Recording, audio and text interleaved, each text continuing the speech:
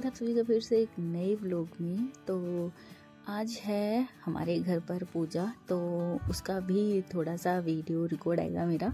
और ये है मेरी मॉर्निंग की पढ़ाई जो कि मैंने आज 7 बजे से स्टार्ट की है। और 3 घंटे पढ़ने के बाद 3 घंटे मैंने अच्छे से दिए हैं। और उसके बाद ये है दिन का, मैं गई थी मॉर्निंग वॉक पर और आज ये बांधने हैं हमारे जो नए मकान बन रहे हैं वहाँ पर।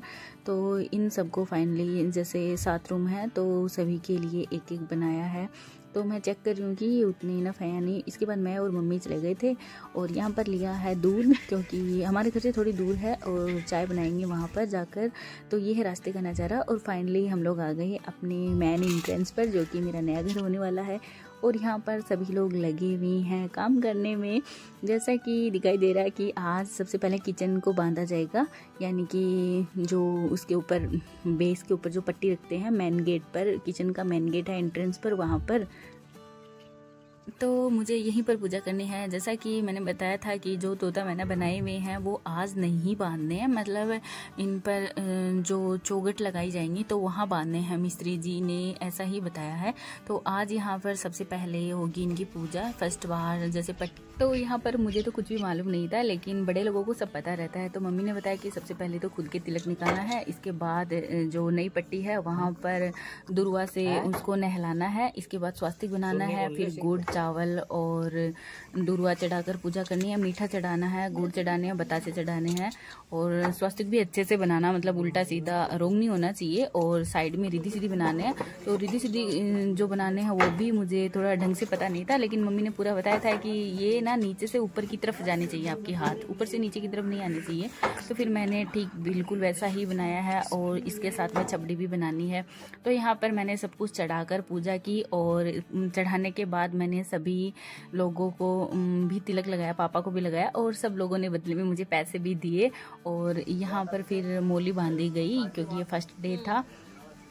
तो ऐसा ही होता है हमारे हिंदू रीति रिवाज में कि किसी भी काम की शुरुआत है वो गणेश जी से की जाती है, तो स्वास्तिक बनाया जाता है। तो फाइनली आज ये मेन गेट की, जो किचन का जो मेन गेट है उसकी एंट्रेंस पर रखा गया स्टार्टिंग में, तो इसीलिए यहाँ पर पूजा की गई है। और इसके बाद मुझे बताया था कि साथ में छबड़ी भी बनानी है, तो वो भी मुझे जैसा कि डायरेक्शन में बताया गया था, मैंने एज इट इज़ वैसे ही बनाने की कोशिश की है कि 2 राउंड लगाने हैं बीच में बिंदु लगाकर, और उसके चारों तरफ जो है वो कुछ इस तरह से लाइनिंग निकालनी है। तो जैसा भी मुझसे बना मैंने वैसा ही ट्राई किया। और ये मोमेंट हमारे लिए बहुत ज़्यादा मतलब स्पेशल था सभी लोगों के लिए। तो जैसे ही मैं पूजा कर रही थी सभी लोग गणपति बप्पा मोरया बोल रहे थे, और मेरे थोड़े हाथ भी कांप रहे थे क्योंकि मैं भी नर्वस थी थोड़ी सी। तो फाइनली यहाँ पर मैंने पूजा की। तो ये देखिए कुछ ऐसा। और ये सेकंड, मतलब पहले वाला किचन का थोड़ा सा मैंने क्लिप लिया था, और ये सेकंड में जो रूम है वो भी सेम एज इट इज़ वैसा की वैसा ही है।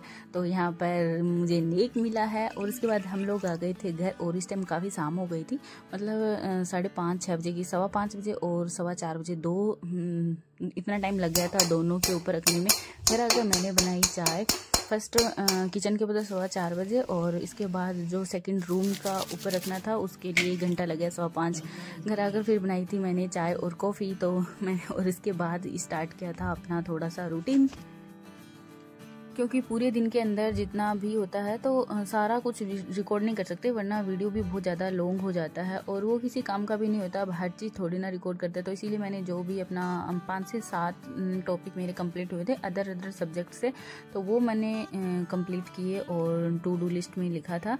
और ऐसे कमेंट आ रहे थे कि रिविज़न कैसे करें। तो यार जैसे टॉपिक पढ़ते हैं आप, पहले दिन पढ़ते हो तो दूसरे दिन भी उस टॉपिक को दो, मतलब अगर आपको पहले दिन में 1 घंटा लगाया तो दूसरे दिन को श्योर है कि वो आधे घंटे में कंप्लीट हो जाएगा आपका। तो मैं तो ऐसा ही करती हूँ। तो आप चाहें तो ये ट्रिक अपना सकते हैं, क्योंकि आपको पता है एग्जाम टाइम है तो एक्यूरेसी टोटल ही रहेगा, मतलब 100% एक्यूरेसी रहेगा कि आपका माइंड डिस्टर्ब नहीं होगा। पहले दिन जो भी चैप्टर पढ़ा आपने, सेकेंड डे उसका रिविजन करें तो वो बहुत कम टाइम में, मतलब पहले।